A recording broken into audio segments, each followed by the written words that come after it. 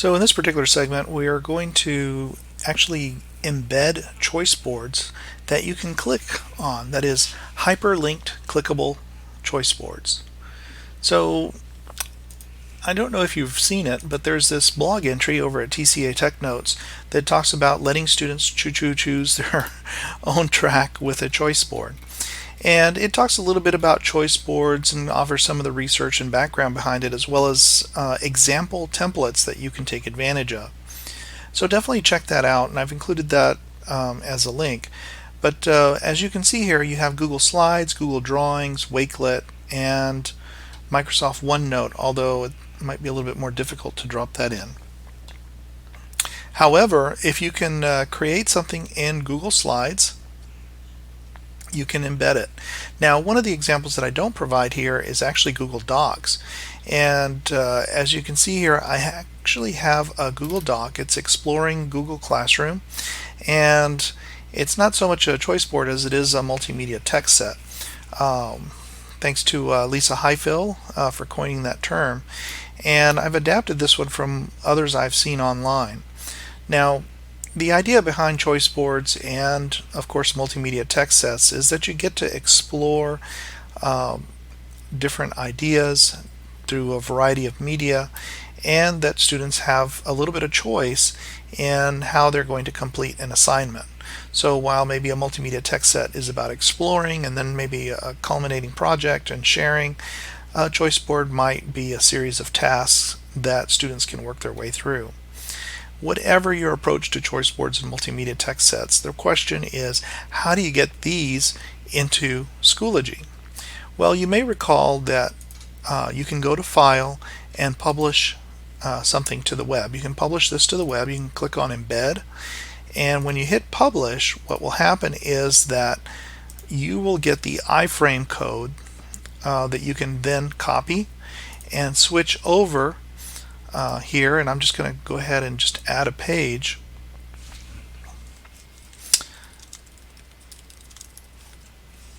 And now remember, we've talked about this before, you want to be careful when you're using the Insert Content button where you can insert your media.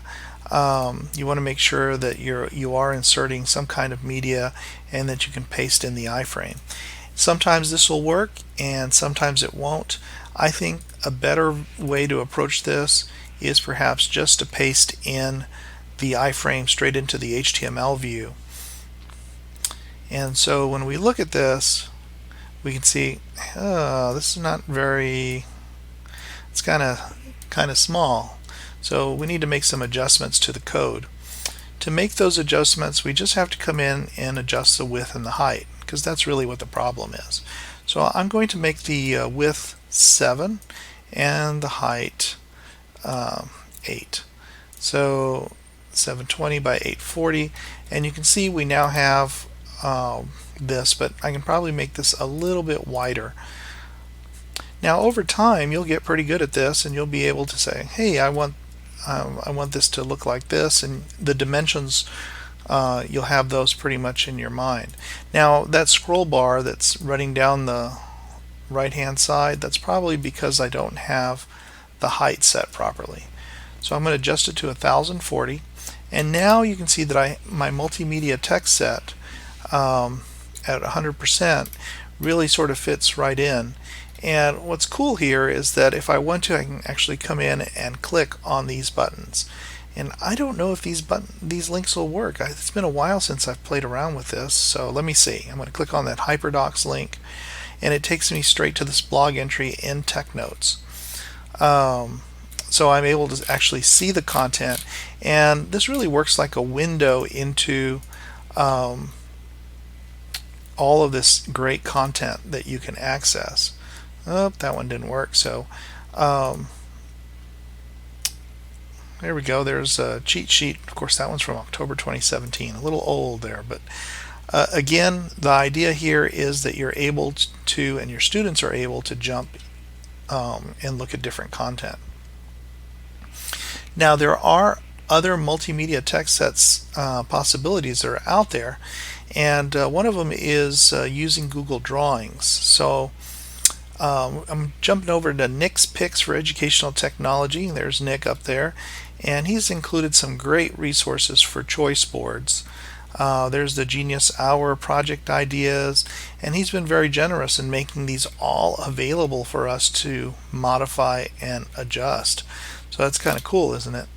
I'm going to click on this easy to use choice board template from edtechpicks.org, give them some credit. And it's going to give me this screen, and essentially, oh, this is a Google Doc. I really wanted a Google slide. Let's try this one. Okay, so this one's actually a Google drawing.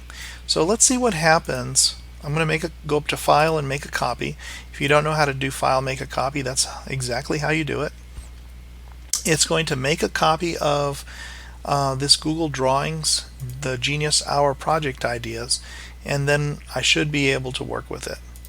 Oops, I've got an error. So let me try it one more time.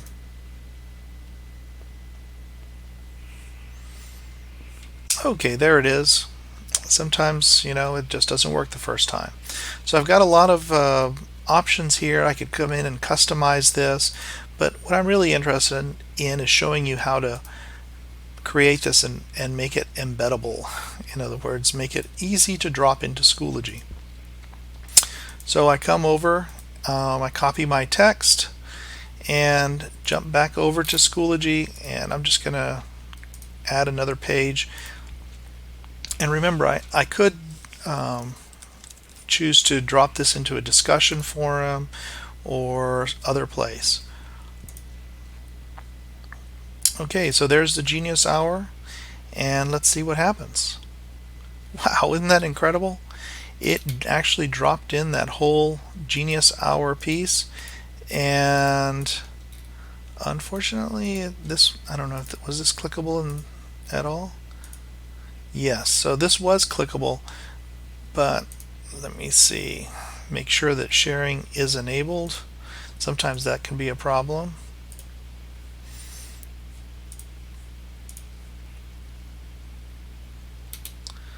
Okay, unfortunately it looks like the Google Drawings didn't work.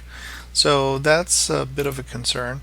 And I'm pretty sure Google, let me see, I think I have a choice board for Google Slides. So, and there's Jolie Boucher, I hope I said that right, Jolie. I apologize if I messed up your name there. But if I click on templates, here's a whole collection. I think these also came from Nick, but I could be wrong. So here are a whole bunch of different choices, and I really only want one of these, so I think I'm going to get rid of all the others.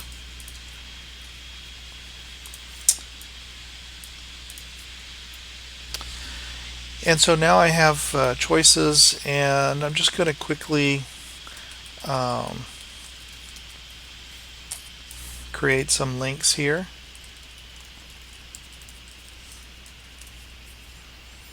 And I'm only going to link the first two because our goal here isn't really to just focus on linking in slides. It's really about sharing.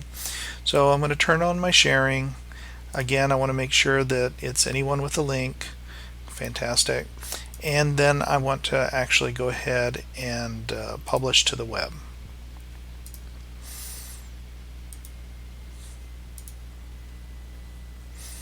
Okay, so now I have my embed code. I'm going to come back over here, and I'm just going to use this page because it's clear that drawings didn't quite work the way I hoped. So here we go. I'm going to drop this in. And this is a choice board in Google Slides. And so as you can see, it did drop that in, and now I should be able to click on this. So this works really well. As you can see, I can click on that and it's going to take me exactly to where it needed to go. So looks like Google Docs, Google Slides are great to use for choice boards, but unfortunately Google Drawings not so much. Thanks for watching.